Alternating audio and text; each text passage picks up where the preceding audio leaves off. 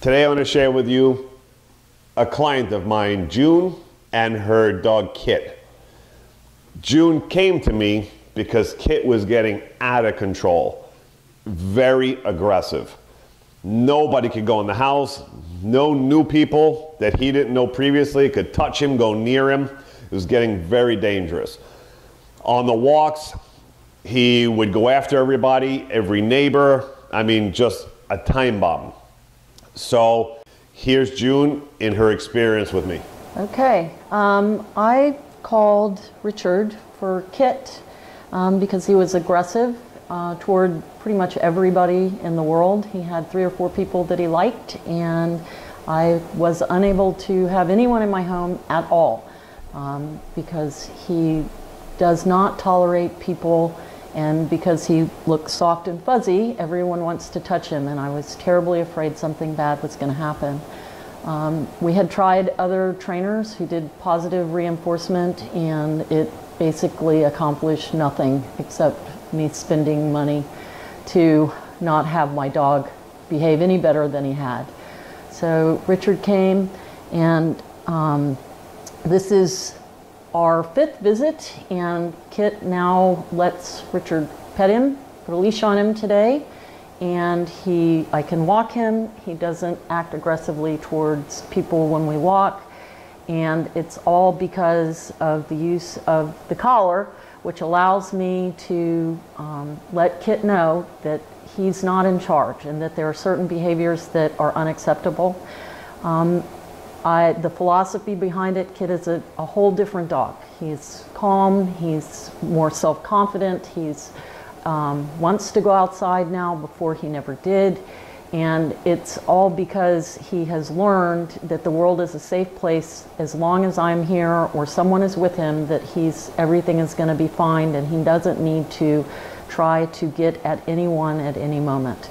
So this training philosophy is the only one I've ever used that was successful with this dog or any other dog. I have had several dogs, none with aggression issues, but this training has helped make him into a dog who does what I tell him to do when I tell him to do it. So I would highly recommend it, and without this collar, Kitt would never, ever, ever be doing what he's doing right now, which is sitting in a room looking at Richard across the way and being very calm, and I'm not doing anything to him. I'm doing nothing. And I'm happy to report that we just got a text from June today saying how happy she is and how Kitt is under control. So one of her biggest concerns and issues that we were trying to work towards was she needed a new dog walker. And that was going to be a big problem, because with Kitt's aggression, any new person coming in, trying to touch him, be around him, or just even walking in the house was a big issue. For that person to go touch him, be able to handle him and take him for a walk, whew.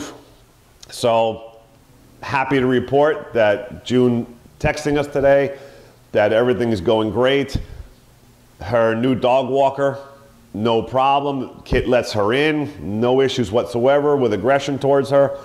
Able to put leashes on him, touch him, take him for his walk, no issues whatsoever.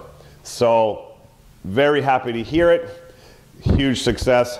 And one other thing I want to point out, if you heard June in the interview, something that might seem so small, but it's a huge thing. With other training, and this happens to us all the time with other clients, through positive methods or whatever people are trying to use, Kitt was afraid to go outside. He was afraid to be outside on his walks. He didn't like going outside for the walks. Classic coward, insecure, non-trusting. Once we apply the remote, we're actually making him happier, healthier, more secure. So that's contrary to what everybody thinks what would happen when you use remote collars. So think again, remote collars, again, best way to bring a dog out, get them more confident, happy when it's done right. And I'm glad to hear that Kitt now has no fears of going outside in his walks. Because I remember when we used to go out there, he would go out, go to the bathroom, and run back to the house. He did not want to be outside. So now I hear he goes outside. He's not trying to run back to the house. He goes, enjoys his walks. Exactly what I want to hear. So till next time, Miami Dog Whisperer.